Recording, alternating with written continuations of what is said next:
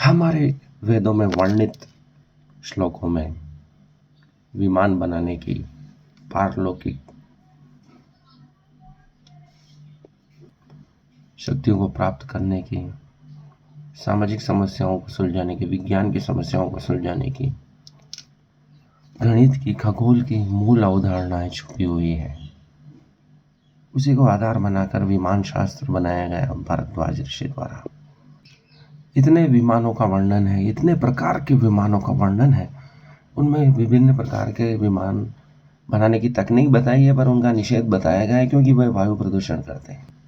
अनुमति सिर्फ सूर्य के प्रकाश से, मणियों से चलने वाले या विभिन्न प्रकार के पारद से चलने वाले विमानों को अनुमति दी गई है ताकि पर्यावरण संतुलन रखा जा सके। इसी के बाद श्री सोमनाथन, जिन्होंने चंद्रयान 3 को सफल बनाया है, भारत के लिए, विश्व के लिए गर्व की बात महसूस करने का अवसर दिया है। क्या वास्तव में वेदों में, शास्त्रों में, हमारे संस्कृत साहित्य में उस विज्ञान का, महाविज्ञान का वर्णन है जो महाभारत में वर्णित दिव्यास्त्रों, ब्रह्मास्त्र आदि विभिन्न प्रकार के शस्त्र, जिनकी हम सिर्फ कल्पना ही कर सकते हैं, वे वास्तव में प्रयोग हुए थे। पूरे के नगर आकाश में उड़ते थे और वह उड़कर द्वारिका नगरी पर युद्ध के लिए भगवान कृष्ण और बलराम से आए थे। ये सब वास्तव में अगर नहीं देखा होता तो उनका वर्णन हमारे संस्कृत साहित्य में, महाभारत में इत्यादि शास्त्रों में क्यों हुआ होता। मनुष्य वही लिखता है जो देखता है, और उन्हीं चीज़ों को लिखता है जिनको वह सत्य मानता है। और कहा जाता है, अल बरूनी ने लिखा है कि हम जो भारतीय हैं, सनातन धर्मी हैं, उनमें 3 विशेषताएं पाई जाती है जो हमसे अलग हैं। एक तो ये मरने से नहीं डरते हैं, पराक्रमी होते हैं, वीर होते हैं, और ये कि ये झूठ नहीं बोलते हैं। तभी एक कहावत उस समय चलती थी कि मैं बाल बच्चेदार हूँ, मुझसे झूठ मत बोलो। लेकिन आज कहावत उल्टी हो गई है कि मैं बाल बच्चेदार हूँ, मुझसे सच मत बुलाओ। तो ये 2 विशेषताएं तो हो गई है। पराक्रमी होते थे, झूठ नहीं बोलते थे, और अपने ज्ञान पर जो तीसरा है, गर्व करते थे। मतलब इतना महत्वपूर्ण ज्ञान उन लोगों के पास था।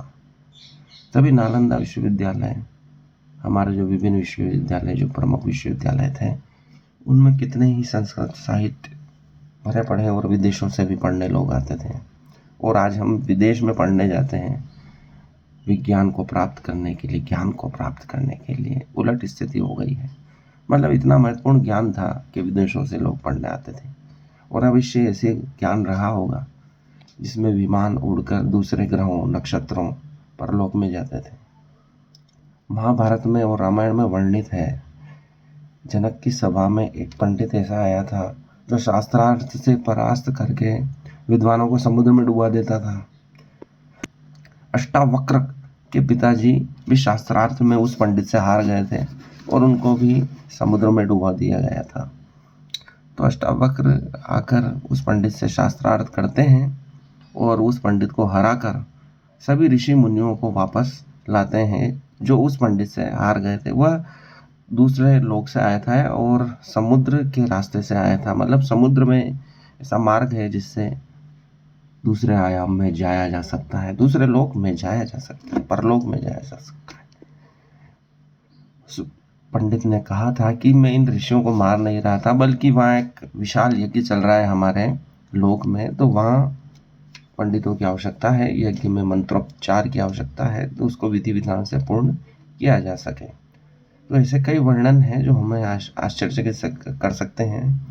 हमें लगता है कि वह स्वप्न लोक की भांति है, लेकिन वो उस समय सच रहे होंगे, क्योंकि अभी भी उन शक्तियों को प्राप्त करने वाले लोग मौजूद हैं।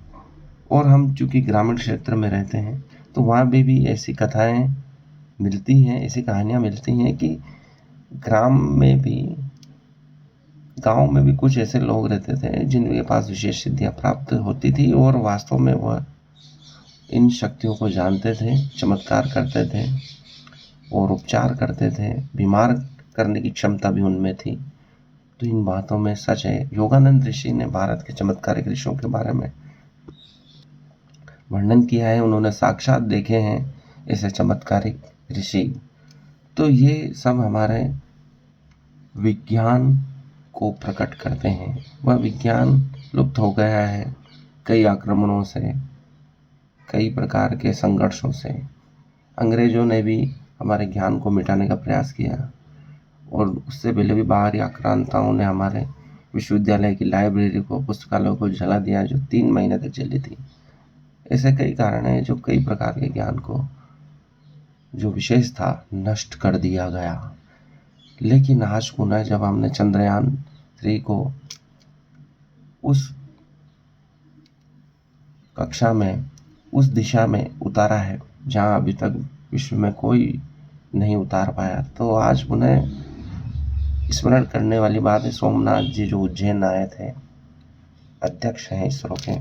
उन्होंने कहा था कि मूल अवधारणाएं विज्ञान, गणित, खगोल की वेदों से आई है, तो उसमें उन पर विचार करने की आवश्यकता है, उन्हें सत्य मानकर खोज करने की आवश्यकता है। क्योंकि मनुष्य की प्रवृत्ति है कि वह जो उनके पास है उसका आदर नहीं करता है, और वही चीज़ यदि विदेशी वैज्ञानिक या विद्वान समुदाय कहता है तो हम उस चीज़ों को मान लेते हैं। जब हमारे वैज्ञानिक कह रहे हैं तो हम उसकी हंसी उड़ाते हैं। ऐसा नहीं होना चाहिए। उनमें भी उतना ही ज्ञान है या उनसे भी ज़्यादा ज्ञान है, क्योंकि ज्ञान के अधिकारी वही मनुष्य है जिनमें मानवीयता का गुण है। और सबसे पुरानी संस्कृति होने के कारण सभी मनोभावों, संभावनाओं से युक्त हमारा ही सनातन समाज है, जिनमें वे सभी प्रेम, दया, करुणा के जो भाव है भगवान बुद्ध ने हमें सिखाए हैं, हमारे ऋषि मुनियों ने, जो एक ज्ञान की परंपरा रही है, उन्होंने सिखाए हैं। हम ही विशेष अधिकारी हैं उस ज्ञान को प्राप्त करने के, क्योंकि ज्ञान की सबसे पहले कलियां यहीं फूटी थी। इसलिए हमें प्रयास करना चाहिए कि हम पुनः उस ज्ञान को प्राप्त करके और आगे बढ़ें और आज के विज्ञान के अनुरूप उसे डालें। श्री राम शर्मा ने भी कहा है, सजल श्रद्धा प्रखर प्रज्ञा। सजल श्रद्धा का तात्पर्य है कि मन में करुणा रखते हुए, आत्मा में करुणा रखते हुए प्रखर प्रज्ञा को प्राप्त करो, इतनी विद्वत्ता प्राप्त करो, उच्च मन स्थिति प्राप्त करो, बुद्धिमत्ता प्राप्त करो कि आप इन दोनों को संभालते हुए विश्व गुरु बन जाओगे।